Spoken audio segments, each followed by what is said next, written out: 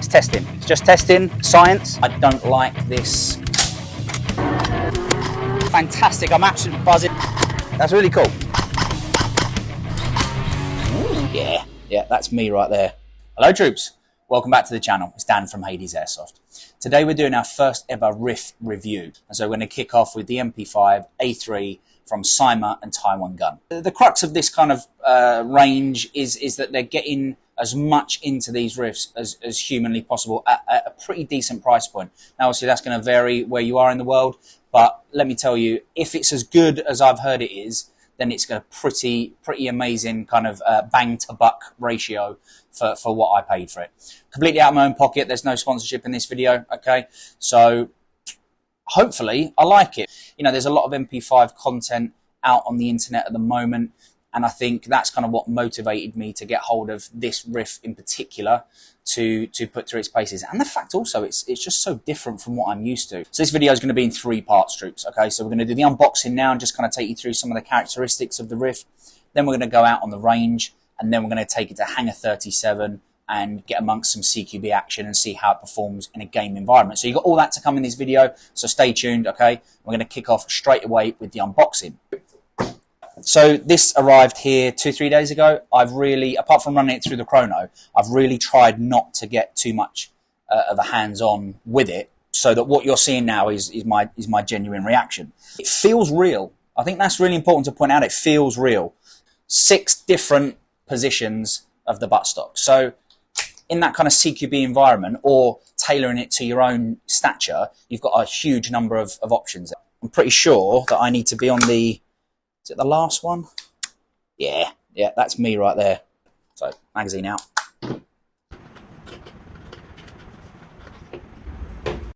So, battery housing, cabling, all that jazz. So we've got T-Deans already attached, which I think is really good. It means I don't have to do it or get somebody to do it because I'm not very technical with this sort of stuff. Cabling looks nice, high quality cabling, I think.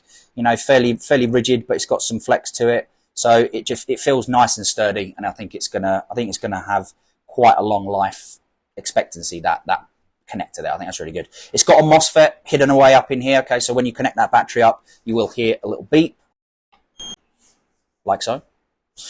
Now, the battery housing itself, super important point, troops. Okay, the battery then, what I've got here, just a kind of standard 7.4 volt battery.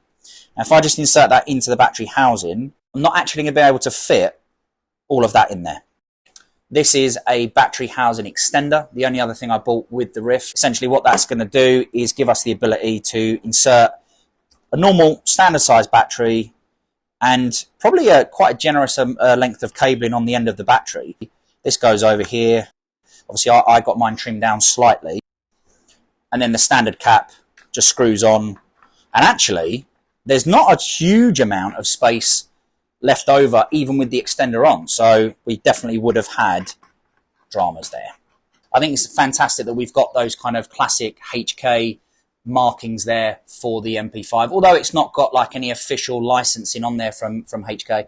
I do think that's a nice little touch. So there we've got the safety and fire selector switch. So for myself, I think it's probably gonna take some getting used to, but it is ambidextrous. And also the magazine release catch, which means I can, with my trigger finger, release the magazine, which I've got a feeling is probably the way I'm going to do it, or gripping the magazine, depressing it with your thumb. This is the part you're all waiting for. Oh, there we go. But apart from being a cool feature, that is your hop-up unit in there.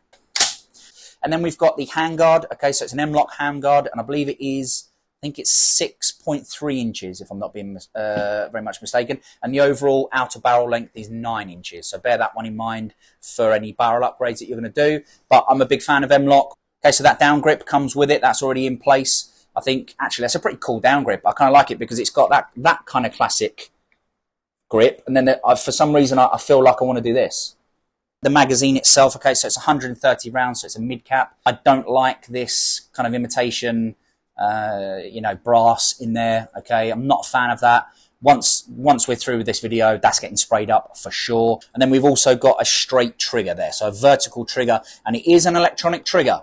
I must say this is my first ever RIF with an electronic trigger. I don't know how that's going to go down.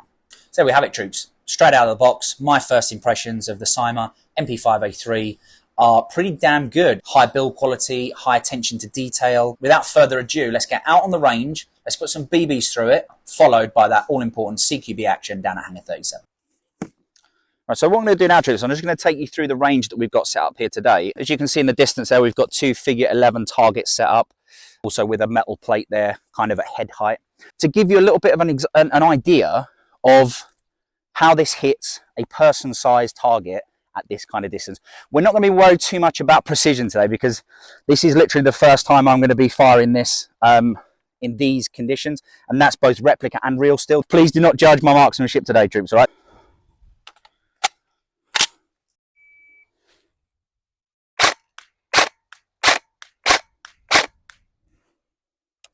It's so different from other platforms that I've used. You bring it up and you're just on. You're seeing that target through that iconic foresight. That's really cool. So 20 meters, give or take.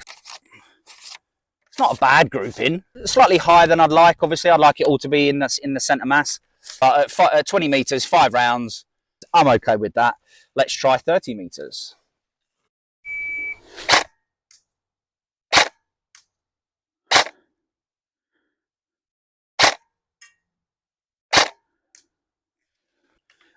I know I said I wasn't going to be worried about groupings. I think we might focus on groupings. So 1, 2, 3, 4 there. I hit the metal target 1 time. At 20 meters, no, 30 meters.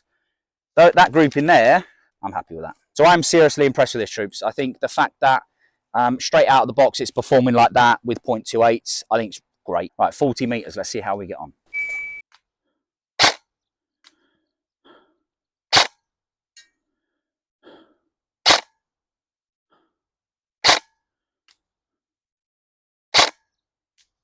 So much wider grouping this time, okay? But not too terrible. So 1, 2, 3, 4. And I think I hit that once as well. Troops, 50 meters. I do not think I'm going to hit all of them this time.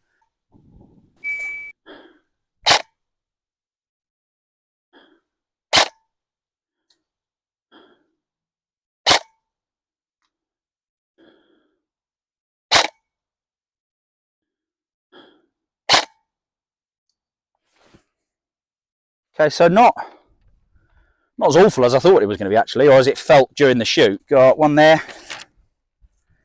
I mean, to me, also, again, let me know in the comments, is that 2 or 1 BB in there? I'm going to play on the safe side and say 1. I really don't think at that range I'm going to get 2 that close together. 2, 3. I know I dropped 1 and 4 on the metal target. Kind of okay with that. But we're gonna keep going and see what we get at 60 meters.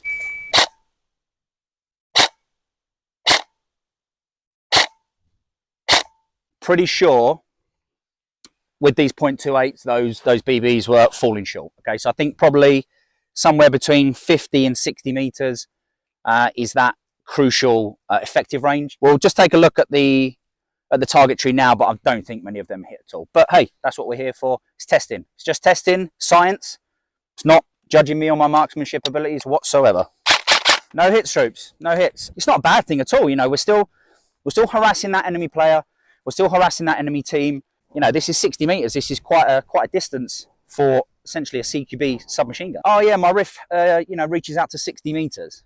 Well, the question you should be asking yourself, troops, is can you hit somebody at 60 meters?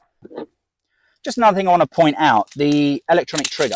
I think it's really interesting that I've spent a few hours now on the range and I've completely forgotten the fact that it's an electronic trigger. And what that says to me is it feels a lot more natural than I thought it would.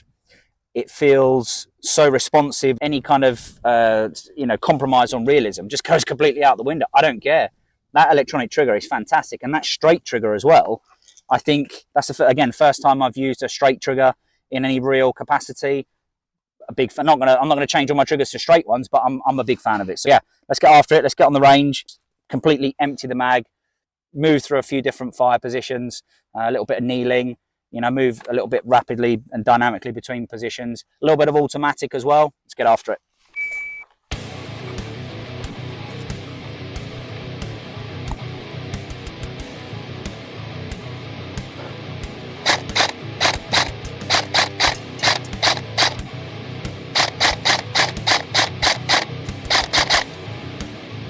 remember that BLOC Tactical is the only EyePro that I use for Airsoft and Milsim. Head over to the website, use code HAD10, that's HAD10, for that all important discount, and get yourself some zero fog EyePro to enjoy your games more and get better results.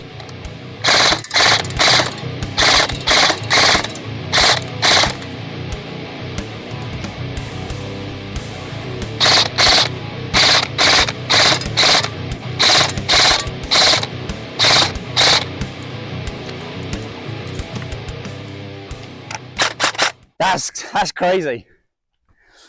That automatic mode, crazy. But they're all coming out really consistent.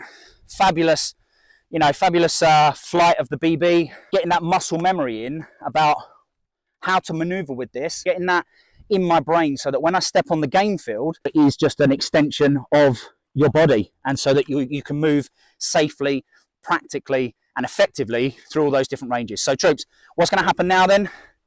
Hangar 37, CQB game day, enough testing, enough unboxing. Let's get it where it belongs, on the battlefield, and let's get after it.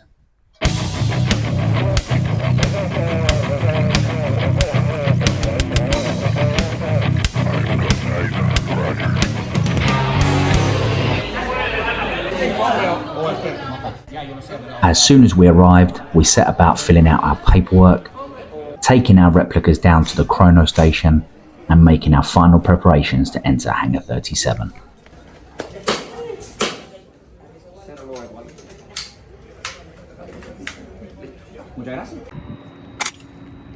CQB heavy environment. It's our only paid site here in Gran Canaria. There's trenches, there's towers, there's lots of vehicles and stuff like that. It's a very interesting and extremely well appointed airsoft site. You know, fantastic referees, monitors, and yeah, we're just going to get after it today. I mean, I'm a little bit nervous about this because although I've put it through its paces on the range and I've kind of got to grips with it, it's not been in that competitive, you know, game scenario. I'm just going to see how it goes, just going to have fun with it. That's what we're here for at the end of the day. So join me now as we put the MP5, the Cyma MP5 through its paces here at Hangar 37, and I can't stop doing that.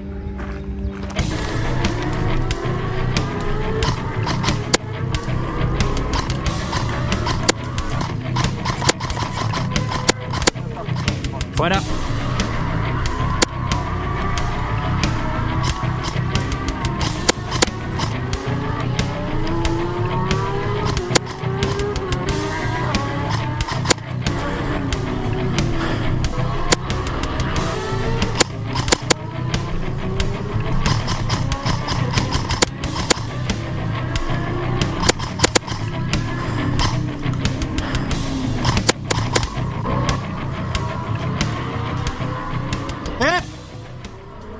Right troops, first round with the MP5, super comfortable, super quick to bring up to the aim. It's going really, really straight as an arrow. Fantastic, I'm absolutely buzzing. I'm going to keep getting after it and keep getting more footage with this fantastic Cyma MP5 Platinum.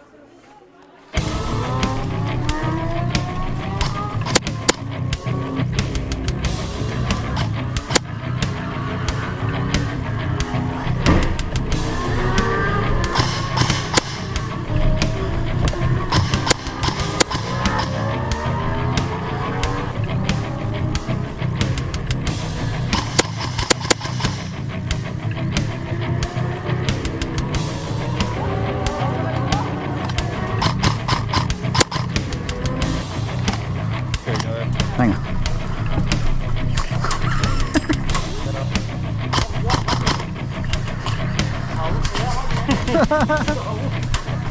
Espera que lo pongo en automático. Pesa. Oh, de serie. Me gusta.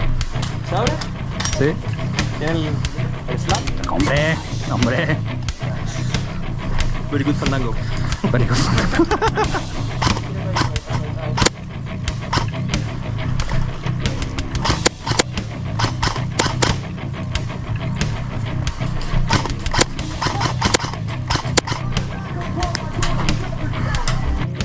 Right troops, so that's me about finished here today at Hangar 37 with the pretty incredible Cyma MP5. Straight out of the box, this goes like absolute laser beam with .28, okay? She is heavy, okay? That's probably its only real real negative that I'm kind of taking away from this first game day, because I'm moving in between positions like this a lot of the time, or I'm pointing like this while I'm kind of taking some cover, so a lot of that stress is on the wrist here, but I don't care. And this, I've been doing this all day and I'm just not getting sick of it. Obviously here with the battery housing we need that extender, so that might mean that you can't depress the buttstock all the way. For myself it hasn't been a problem because I need it pretty much fully extended.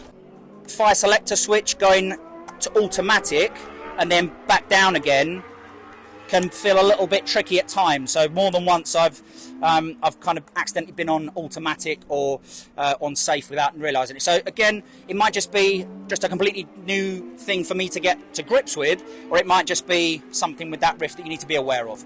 Apart from that, guys, I'm really nitpicking, if I'm being honest. I'm trying to find little bits of little problems here or there just to try and give you a complete picture. But the fact is, I've had such a blast with it straight out of the box. It's just fantastic. Well, first review on the channel, first review of a Rift.